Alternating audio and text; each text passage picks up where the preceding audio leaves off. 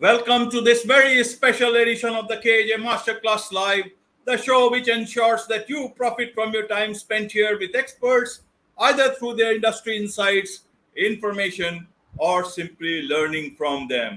And today we have Ed Forteau, a client acquisition strategist who blends cutting edge automation and AI with tried and true tactics of relationship based selling. He empowers small B2B companies to achieve consistent and predictable growth in a way that's easy to grasp and implement. Welcome to the show, Ed.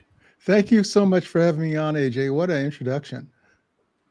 You are welcome. You are welcome to the show. You are welcome to India because a lot of people will be able to benefit from all that you are going to share in terms of the gold nuggets of client acquisition, and not just in India. I'm sure a lot of people across the world will be benefiting from this because later on this is also going in audio and also in text. So overall, this is going to be very helpful for a lot of people. So Ed, first to understand about the art and science of client acquisition, you have put both the art and science into it. Help us understand what exactly this art and science both are doing in this thing called client acquisition, which is more related to marketing and sales. How do all these things come together as per you?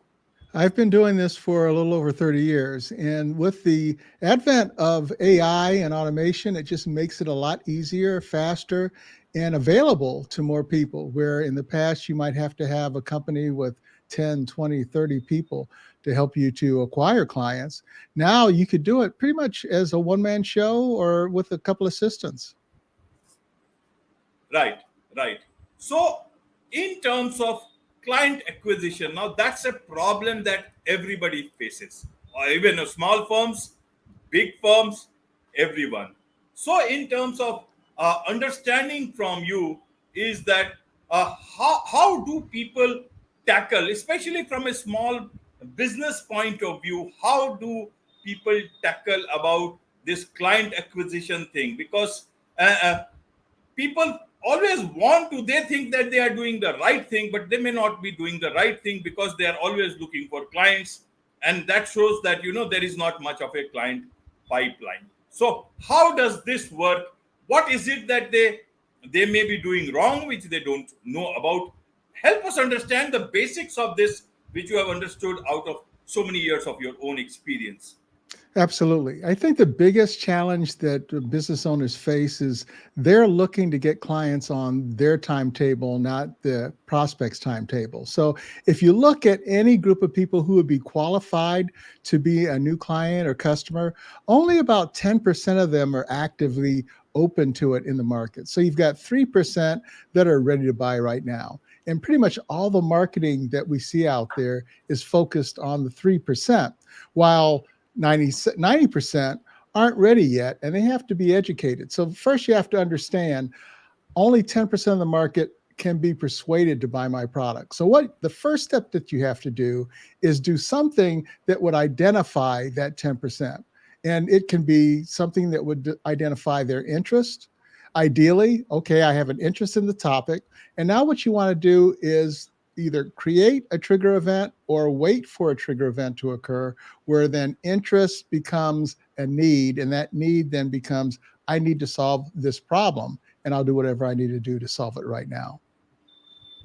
Okay, and how does one create this trigger? Because they think they have already done too many things already. So what are the tools of this art and science of client acquisition? Should we use some telescope to see where the client is in the sitting quietly, or do we use some artistic sort of a messaging that can actually reach the client and convince him or her to be a part of the company's product or services? So step one is identifying people that have an interest, and there's several different ways you could do that. There are databases that will give you interest or intent So you could find out whether there's intent. You could go to Zoom Info. LinkedIn has intent filters, and then I'll let you know that okay, these people have not necessarily the buying intent to buy right now, but they have the interest in whatever problem is that you solve. Then from there, you need to dig a little deeper. So you could look for people that are attending, say, events on LinkedIn. Let's use LinkedIn again. A LinkedIn event talking about the topic of the problems you want to solve. So those people you can pretty much guess have an active interest right now in solving a problem. That doesn't mean that they're really willing to work with somebody and willing to pay someone to help them solve the problem, but they most likely are on the scale of having a problem that needs to be solved. So now there's a couple of different ways to handle it. You can engage with these people and get them to know you. So you reach out to them, you're just staying in communication with them, and you're kind of just waiting for a trigger event to occur. You're positioning yourself as someone who can solve the problem. And so when they do come to you, and I can give you a couple of very specific ways that I do it, then Yes. when they do have the problem, they're ready to solve the problem, they come to you naturally. The other thing that you can do is start talking about stories of people that have had similar problems and how you solve them, and you want to talk about them in a certain way that imply that there are other things that they need to look for that they may not see, like invisible issues that could be solved to use to solve the problem. One other thing that you could do is ask, it's a simple question, what thing that you know that you haven't done in the past that you know you should, that you could be doing right now? And you ask that question to pretty much anyone, like, what are the things, or even one thing that you're not doing that you know you should be doing right now? And almost everybody could give you an answer, probably several things that they're not doing that they should be doing. And at that point, you could ask why, and would you like help doing those things? So there's many different ways we can do this, but I do have a couple of very specific ways that we can do it. Right, right. In terms of targeting, now a lot of people, especially small businesses, they initially think, okay, this product can be marketed to a lot of people, and you miss out targeting the right sort of people. So, how does that targeting work for people? Because nobody wants to lose out on clients wherever that is possible. And second part is the messaging part. How does one ensure that they are doing the right messaging?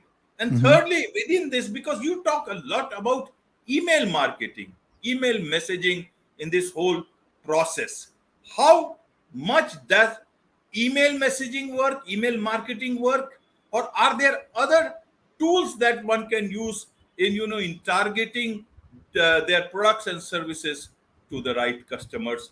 What is the messaging trick here? Okay.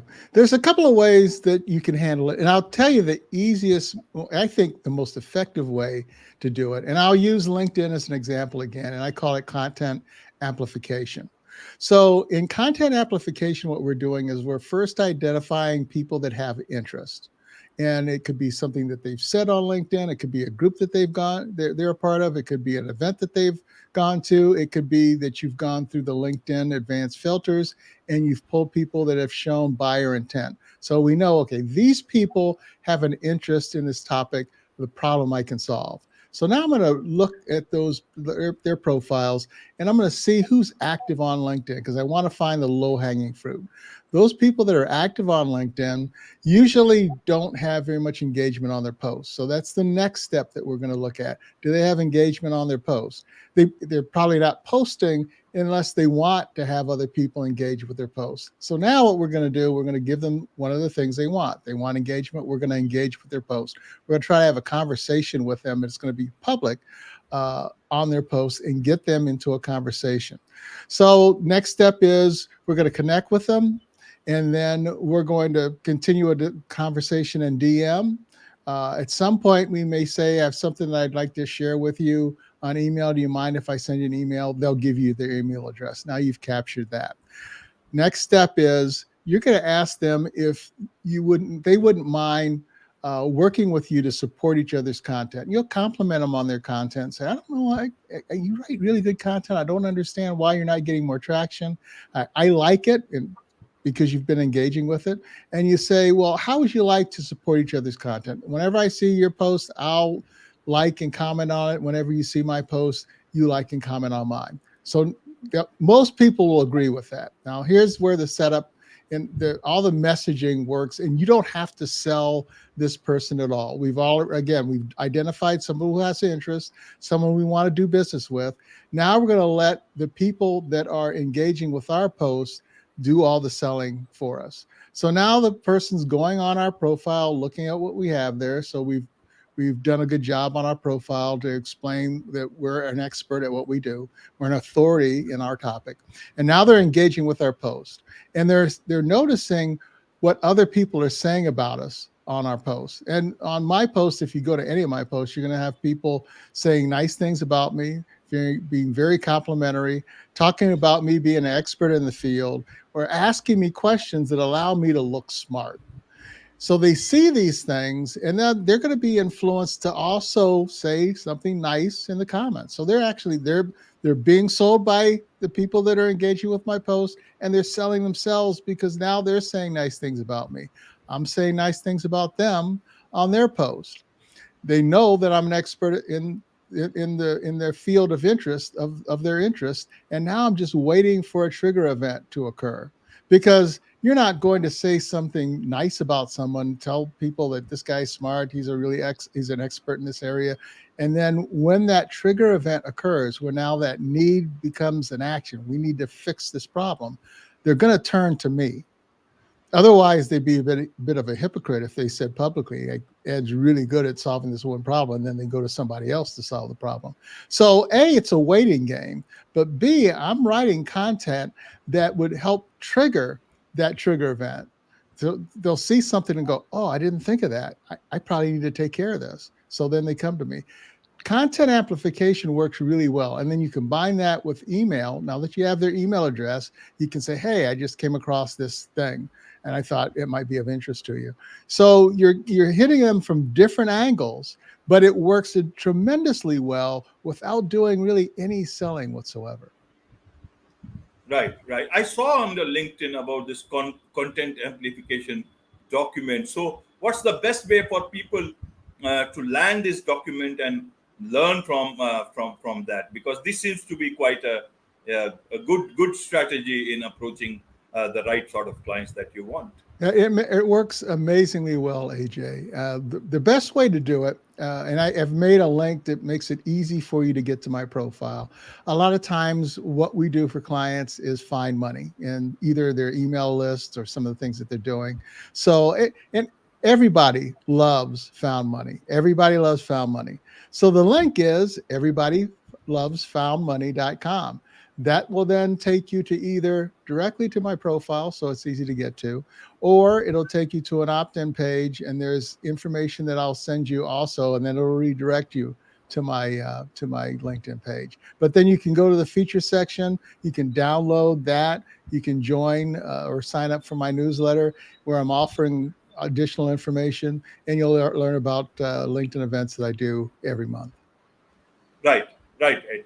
Now, a lot of people, even LinkedIn and other people, they say that to use this sales navigator, LinkedIn sales navigator, and there's also something called Meet Alfred, and then there are other tools also. But this is what, through my reading, I've come to know about these tools. About LinkedIn, yes, they also have sent me, so I know about these things, but I have never used them. So when should people use it? Should they start using it at the beginning? Should they not use it? How do they look at such tools? Obviously these cost money. How should they look at these use of these tools? Well, I wouldn't use them right away. You don't need to have anything other than a free LinkedIn account to identify people that have interest in your topic. It's just a matter of going on LinkedIn events, looking for LinkedIn classes, and you can find people there, or going to LinkedIn groups. And you want to find people again that are active on LinkedIn, so they're easy to reach. active people are posting on a regular basis. So reach out to those people that are posting. It's not hard once you engage with somebody's post to get into a conversation. From that conversation, the reason why I like content amplification is I don't have to sell. I let the people that are already posting on my content do my selling for me. And three things can happen. Number one, they eventually become a client. And you can do some things that can speed the process up. Uh, Number two, they remain a content amplification partner. So they're always commenting, liking, and commenting on your posts. So that adds more credibility for you for the next person that you bring over to work with you. And the third thing is they work with you for a short time, and they just decide for whatever reason, because maybe it's too much work, to stop commenting on your post. But that's okay. You've developed a relationship with them, and you can continue just liking their posts if you like. But if once that trigger event occurs, you're still top of mind now. You're the first person they're going to think of to solve their problem. So it's a situation where you just can't lose. It's all win no matter what happens. Right, right, Ed. And now looking at these new emerging trends, if you can name other, one is the AI part. And do add if there is anything else that you want to add. But even just from the AI perspective, how is this thing getting integrated with how one is acquiring clients? Is it because now the AI has got so much of power, it can read through everything, even on LinkedIn, make posts for you, reach the right people. All you have to do is ensure is that okay, whatever has come in the search is good enough, and it's professionally you are sending it in the right manner.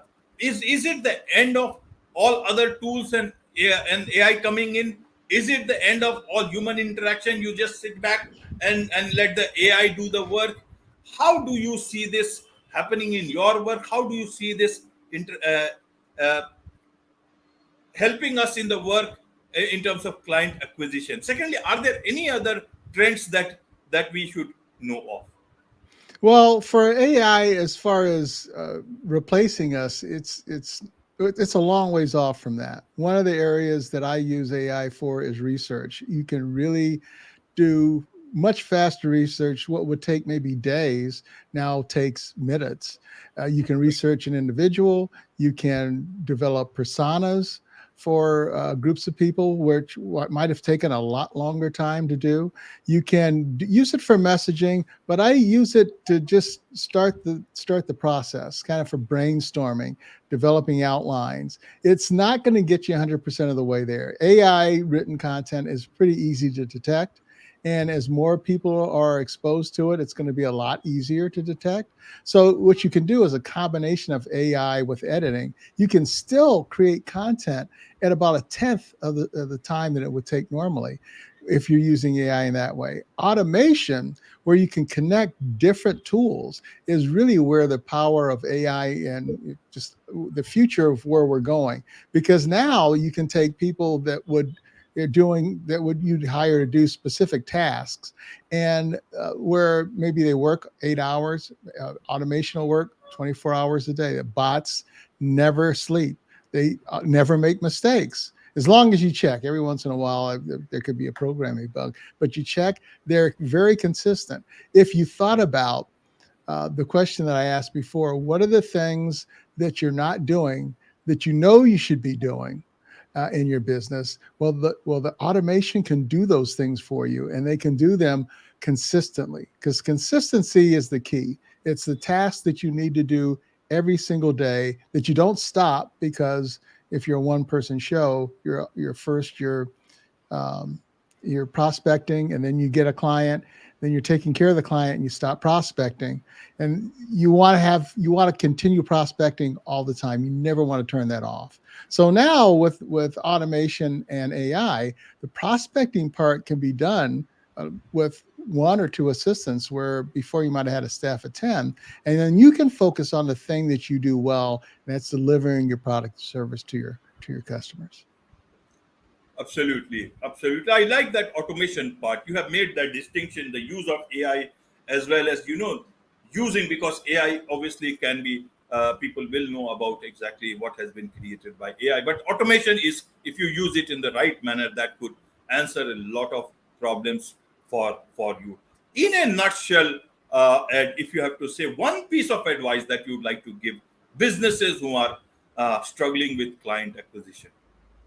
Yeah, one thing that you should really do is be open for help and advice. A lot of times, especially now, we live in a do-it-yourself world where everybody wants to try to figure everything out on their own. It's easy to do a Google search and get answers, but there's no substitute for experience. We come across clients all the time that have tried to solve their problems related to email deliverability on their own.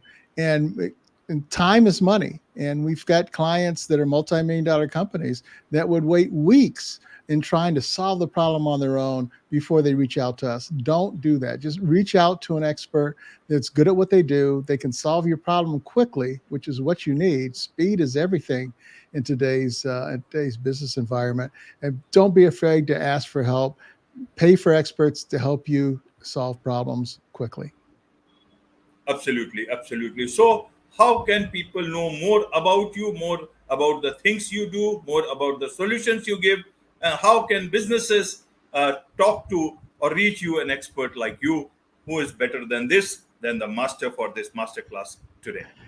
Well, my LinkedIn page is the best place to go, and the best way to find it, the easiest way to find it is everybodylovesfoundmoney.com, because everybody loves found money.